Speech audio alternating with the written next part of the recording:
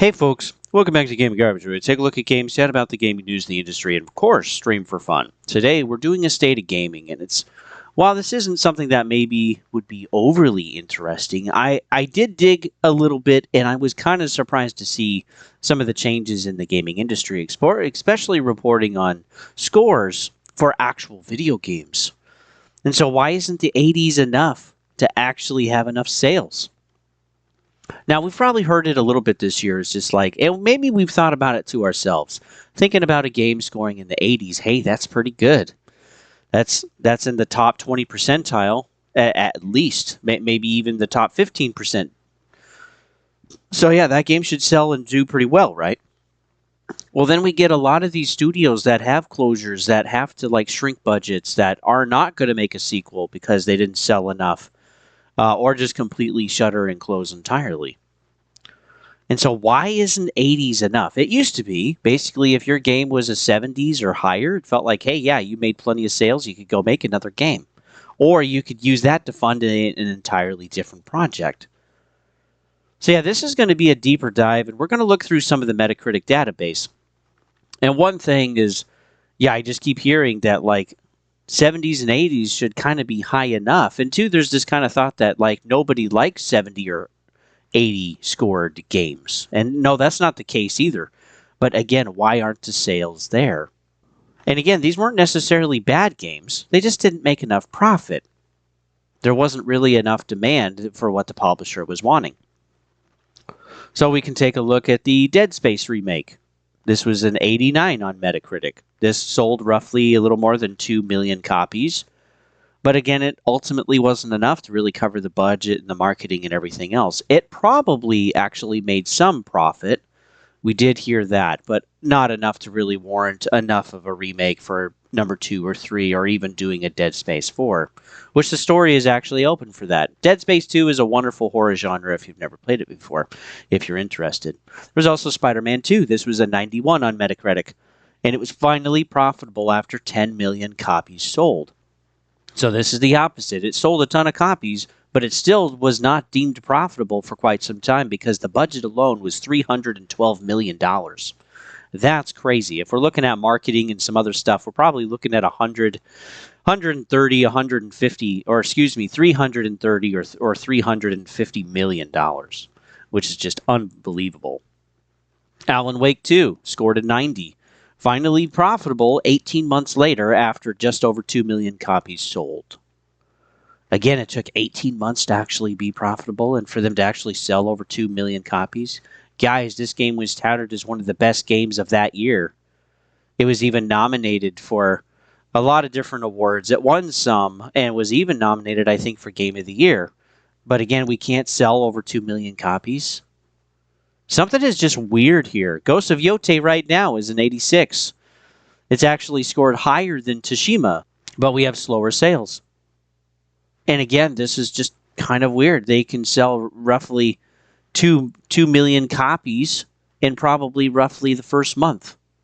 It's headed there. Right now, we have somewhere around 1.5 million. Since launch, which is basically 3 weeks, a little more than 3 weeks. But yeah, when we get to 4 months, maybe they'll actually hit 2 million in sales. But again, they're just struggling to actually get up there. Ghost of Tsushima sold 2.4 million copies in its first 3 days. And again, both of these were just exclusive to PlayStation. So again, what's going on? Why isn't 80s, even 90s enough? So results for some of these games, EA is no longer interested in making any Dead Space at any time. Schofield is actually looking at, since EA is going to have some new buyers, he's actually wanting to see if he can make Dead Space 4, which would be kind of cool. We'll have to see what happens there. Spider-Man 2, again, had that $300 million budget for a single-player game. Sony has now committed that there's going to be smaller budgets for pretty much every single game because they had Spider-Man 2, which really tough to make money. Luckily, it did. But also we had Concord as well and 12 other live service games that just didn't really go anywhere. Remedy canceled a first-person shooter game after Alan Wake 2 didn't really sell. And this wasn't Firebreak. This was something else they were working on. Also with Ghost of Tsushima, I don't know if we're going to have another Ghost game. We have 80 million consoles out there of PlayStation 5s. Also some PlayStation 5 Pros that have sold. And it's just, there's not really that big of demand for Ghosts of Yotei. It can't keep up the sales of Tsushima. Not even close. And also, too, I want to point this out as well, is that the dev costs were actually higher than Tsushima was. What was said was that the devs team was roughly about the same size, about 150, 160 people, and the dev time was roughly the same, and the amount of man hours was roughly the same, but not the cost. And what a lot of these outlets did is they said, oh, well, that just means then that it costs $60 million. No. Are we just not including inflation all of a sudden? Did we all forget that COVID inflation with the stimulus was insane and is still insane, and so a lot of people are still paying for it? So let's say the cost went up 20% or maybe 25%. I don't know exactly. But again, it wasn't cheap. It was also hard to hang on to devs because devs could easily go somewhere else for a few years and make more money doing that. And now we've been seeing the reverse since the end of 2022. And it just continues to go on. There's still even thousands of layoffs this year already. Still have a few more months. So yeah, we're looking at a $60 million budget. An extra 20% would give us what? An extra $15 million, roughly. So we're looking at $75 million or $80 million for just the budget. There's also the marketing too, because that didn't actually go down in cost or stay the same either with inflation. That's also gone up a lot. We've been able to hear that from like Google and Amazon and other big companies. So okay, let's say the budget for marketing was another 10 or $20 million. You know, we're getting to like 85, almost close to $100 million for Ghost of Tsushima for them to actually be profitable. And it's still possible that it could actually be more than that. Again, we don't know exactly what the cost is. And no, I don't think they'll ever release it because people will do that comparison. But yeah, there's no way it was the same budget cost as Ghost of Tsushima. It just doesn't make any sense because they're not including inflation at all. But yeah, with Ghost of Tsushima, I'm not sure if we're going to get another Ghost game. Tsushima sold really, really well. We're at like 15 million copies. That's a good amount. But Ghost of Yotei, it doesn't seem like it's even really going to hit 10. And again, if it doesn't seem to be successful, companies need to be careful. And so, yeah, they're not going to probably support another Ghost game. Now, let's take a look at the Kaggle Database, because there's actually been a shift, and this is actually really cool to see. This is a website that I found. There's bunch of different models and benchmarks and competitions, data sets, all sorts of stuff, right? It's basically kind of a database of information, and I ultimately love these. But what we do see is that there's ultimately a shift in score, and the average shift actually goes higher, which is weird. It is a little weird. Now, also, too, during release year, there's a lot of games, actually, that are actually coming out during some of these years. There's some really big spikes in there. But generally speaking, as you can see, the skew is toward around this type of deviation, but it was roughly in the 60s and 70s, which is kind of weird. Lower scoring games aren't really the case. And then at the end, we're actually going to go over why, or at least some of the possibilities.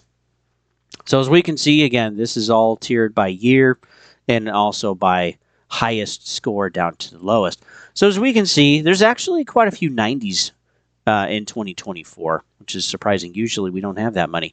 But yeah, we have the 80s, actually quite a few in the 80s, quite a few in the 70s. There's some 60s, 50s is barely there, and then a 40, and that's basically it. 23. Again, we have some 90s, actually quite a few 90s in there too. Have some 80s. A lot of 80, actually, straight up. Then we have 79, 78, 77, 76, 75, 74, 3, 2, 1, 70, 69, 68, quite a few 60s, but again, barely any in the 50s. Some in the 40s and like a few in the 30s. Again, this is 22. We had 4 that were 90.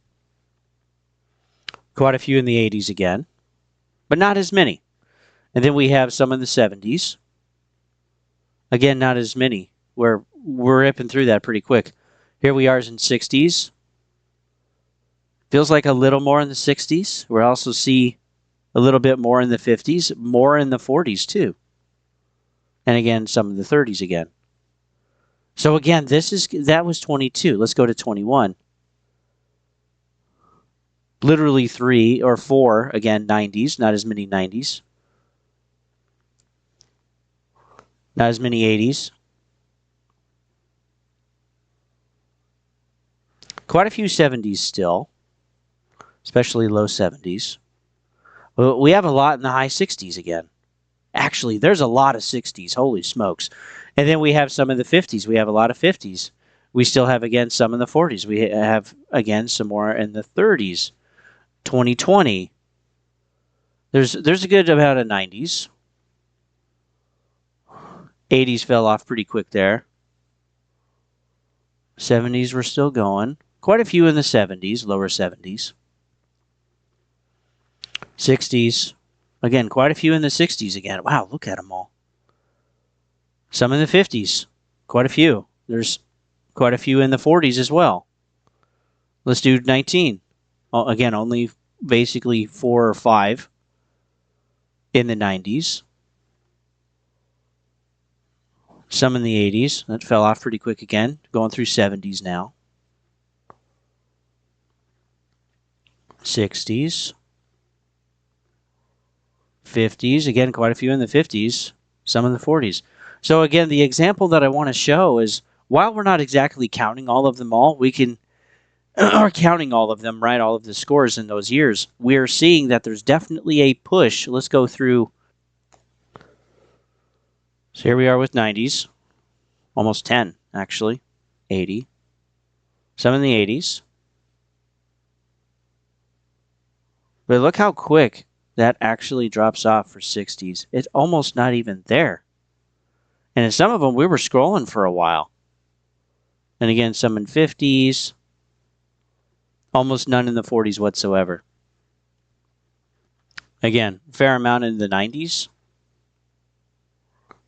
We have a lot in 80, a lot in 79, 78, 77. 70s were actually going for a while. 60s, fair, yeah, 50s actually falls off really quick, almost none in the 40s at all. Why is this? Why is the skew toward recent years just higher scores? Because, yeah, this is really interesting. Now, a few things that I need to get out of the way. Metacritic will look at reviews of games that are generally higher scores because, again, they can get more traffic. Games that are rated at a certain lower amount aren't even going to be looked at really by anybody. Nobody's going to care. If it's not even over a 50 or not a really big IP, again, nobody's going to care at all. And, of course, they're not scoring everything. Again, they're just looking at things that are going to be more popular and also in the showcases. These are going to be bigger IPs and also games that have bigger budgets, generally speaking. Also, there's more games in development right now, and it's easier to actually develop these games, especially thanks to Unreal Engine. And there's also more investors. There's more money floating around at this point. And so you're going to likely have more games. Since you have more games, you're likely to have more games that are going to review higher. And there's more choice out there. So if you just want to pick kind of the bigger, there's only so much time in a day. And maybe you can only review 50 games a year. Well, you're going to pick, again, bigger ones that are likely to review higher simply because there's more options out there. And that means there's going to be likely more that are going to rate higher than maybe some other years did. But again, why isn't 80 enough? The average score for any recent year is in the low 70s across Metacritic, which is really interesting. And again, they're looking at tons of different critics across the board, dozens of them. So the feeling from readers is that 5 isn't really mid anymore. It's more like a 7 out of 10 is mid, and 6 out of 10 is kind of bad, which is kind of crazy because that's above average if we're going out of a 1 through 10 scale here. And most would probably agree that a 6 out of 10 is, again, above average, but they'll wait to actually buy the game. And some of them, they'll never buy the game at all. If it's not even a 7 or above, they just won't do it. A lot of times, too, people will wait for discounts for 6 and 7s out of 10s. So because we see 7 so often, it's becoming the new mid for scoring a game. I mean, even IGN has the famous, it's a 7. Everybody, a lot of people know that they give a lot of 7s out there. And a lot of channels do too, honestly. It's pretty rare to actually get a good or, quote, fair score in some of our view. Also take into account the value proposition and time available to play. Folks will prioritize the 9s and 10s, which makes sense, right? Or certain IPs that they like, ones that are already established, more than they did just a few years ago. Folks also feel the pressure of inflation, ultimately buying less as cost goes up on everything. Because again, if you can't really afford everything, well, you're maybe going to spend the same amount of money, but you're going to be getting less product. Because again, games aren't $50 anymore. They're not even $60 anymore. In some cases, they're not even $70 anymore. They're really 70 plus. Some have tried to push $80. Some have sold for $80. We also have different editions up to 100 or 110, maybe even 120 at this point. There's also microtransactions. So a game is really not $70. That's just the entry fee. Another thing is a bias from critics. Ultimately, gaming over time, it's been around for a long time, but ultimately gaming feels less accurate in the mid to late 2010s and 20s. And why is that? Because again, we never used to really have a departure of user score. They used to be pretty correlated with the critics. And then it was like, well, the critics were actually averaging higher scores than the users were, sometimes by a lot. Sometimes you get 7 out of 10, and users would be like, nah, this is a 4, this is a 5 out of 10. Like, this game is kind of garbage. Sometimes there's a bias, again, toward this console brand or toward an IP, because, again, it's always done well, or if they review it well, they can get good traffic. They also don't want to burn bridges with publishers. The critics like the relationships that they have, and so they don't want to rate their games bad. And also, when looking at user scores, again, the user scores are almost always lower than the critic ones. When they're actually on par, I feel like that was actually a pretty fair rated game, like Battlefield. But yeah, sometimes, too, it's a lot lower, like I said. Also, YouTube review channels are more popular in the last 15 years. It's hard to think some of them have been going on for that long, but yeah, that's generally the idea is like, oh, if I want to look at a review, then I want to go to an actual YouTuber and watch multiple. Not just go off of IGN anymore. They actually own a lot of the industry anyway for game reviews. In some channels, unfortunately, they are becoming like the critics. Because again, they don't want to burn the bridges. They don't want to upset their audience. They want to get views and all that stuff and whatever. But generally speaking, the channels are more genuine and more honest with what they're looking at. Myself included, I really try to do that. Also, there's trend chasing. Real-time strategy used to be a really big type of genre, and it's just not really that big anymore. And so even though some of these games maybe review well, the genre isn't as appreciated or enjoyed like it used to be. So it just doesn't sell like it did. Players, too, also will just go back to replay games. They'll buy the remasters. They'll wait for the remakes. We know, too, that masters and remakes during, the early 2020s, a lot of companies were pumping those out because, again, they just needed to get some money through the door. And dev development was really kind of screwed up for, good 2-3 years during COVID. And that definitely affected development so much to an extent that some games didn't even come out. They couldn't. They were just never going to get there. And they weren't going to keep pumping money in. There's also sticking with the black hole games. Again, you've played the game, you've enjoyed it, your friends play it. So Fortnite and Minecraft and Roblox and Rocket League and all of that other stuff, Call of Duty, these games constantly just run and go and whatever as they have constant updates, constant stuff for people to grind for. There's also a report on spending habits on Steam shows that new games are roughly 2% of all of the time that folks spend their time on. The other 98% is actually spent in older video games. Like 85% is spent on games that are 6 years or older. That's pretty hard to make money and get sales when, again, people just don't play newer video games. Also, there's way more choices now. There's thousands and thousands of games per year across all of the platforms. Even in 2019, we found out that Steam added 19,000 games in 1 year. That's crazy. Now, of course, there's a lot of different types of budgets of games out there. Really small, one content creators, and then also really big AAAs and anything in between. But again, there's just so many choices. It's more and more likely that your game isn't even going to be seen.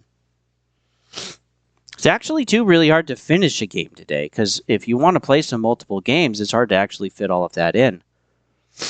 Or even get to one that you bought. I have some that are still in the cellophane sitting on my shelf. I haven't even been able to get to them. So in short, 80s really isn't enough, because the 7 is beginning to feel like the average, like the mid-score of 5 out of 10. And the higher scores, well, they're going to be better. Okay, people will wait for the higher scoring games. There's also a time cost to consider with an underlying distrust too for critic scores. People don't have a ton of time like they did as kids. And also too, there's a lot of cost now associated with some of these games. And that does affect, of course, some of the choices that people have. Some people too, they'll just wait for a game to go on sale. It's not worth MSRP. I'll just wait for it to go on sale. And that seems to be happening with Borderlands 4 right now. Because again, Borderlands 4, it's already had a sale of 20% off in its first month of launch. There's also so many other games coming out, and games too we can still play. I think this is why too they like shutting some of the servers off, like Ubisoft did with The Crew. There's also trends in gaming that are also shifting and feeling stagnant, like I mentioned earlier with RTS, or like too with puzzle games for an example. And so your game really has to be either a 9 out of 10 or a 10 out of 10, or it just has to be a lower budget game because you're likely to have less sales. The competition now in the video game space is massive. It is absolutely unbelievable. And again, this is what the devs are facing. This is why in the 2020s, we had companies like Capcom and Square Enix and some others, even Xbox, be like, nope, we're not going to really focus on exclusives anymore because, again, we just can't get enough money through the actual door.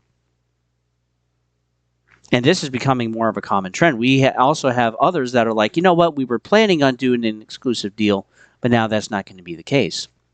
We also have publishers that are selling off studios, that are selling off IPs, like MLB The Show and Death Stranding, that used to be exclusive games, but now you can basically find them anywhere. We're also finding, too, that PlayStation is like, you know what, at least some of our bigger games, yeah, maybe it would make sense to actually sell even to Xbox, because there's still 30 million players over there.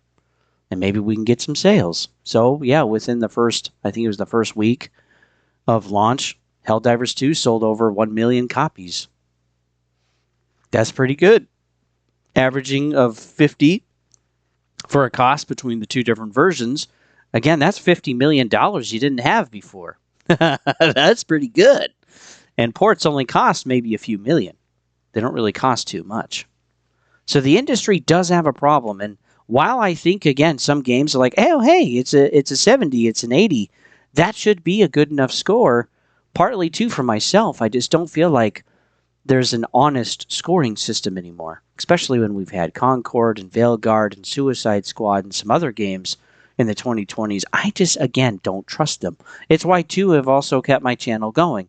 While it really was intended for another purpose, just to stream for one of my buddies, well, ultimately now it's like, yeah, this is gaming garbage, because I do think gaming is garbage compared to what we had. There's been a definite shift, a downgrade, a degrade, if you will. And again, when I see a 70s or an 80s, it's like, meh, I can wait. Honestly, I can wait. Maybe I'll never play it. I got a lot of games already. There's a massive backlog that I already have with games that I already paid for that I also don't have time to play. And again, a lot of my games just actually sit there. And then, too, I'm thinking, well, man, they're $70 now. Most of them, in my opinion, are not worth $70. There's bugs, there's glitches, there's performance problems. The games are sloppy, shallow. I think Bloodlines 2 is actually a good example with this. This is a recent one. Also, Borderlands 4. The characters and the story just doesn't really push and pull like it did before. And people are expecting something. And then we get real bangers like, okay, we had Sekiro and Bloodborne and Dark Souls and also the Demon Souls remake, okay, or remaster, excuse me, which is great. And then we get Elden Ring, which was really, really good. It sold over 30 million copies, and people are actually chafing at the bit to see what the next game is, next big game from Software. But ultimately, these companies, they have an uphill battle. This is why they're just focusing on what sells and not focusing on much else, not really taking the risk. And that ultimately shows me, too, as we're looking at profit margins go lower and lower and lower for almost every single company in gaming, is that, things can't keep going this way. They either need to make a 9 or 10 out of 10, or they actually just need to have a smaller budget, or both. So with that, folks, thanks for tuning in. You can always follow me over at Gaming Garbage 22 over YouTube. And again, if something's not for you, don't sweat it. There's plenty of other videos out there, and there's various content every single week. But everything is put in a playlist for you on the channel. You can also follow me over at Twitch if you'd like. And when I'm playing video games, let me know that you're there, and then I'll definitely respond back. Because if you're silent, I just won't engage with you guys. That's just how it is. So hopefully you guys are doing well. But ultimately, what do you guys think? I mean, what is kind of your personal perception of, like, if a game is an 80 out of 100? Do you go buy it, or do you wait for a discount, or really not even touch it at all? Or maybe you have a totally different perspective. Share in the comments. With that, folks, we'll see you guys on the next one.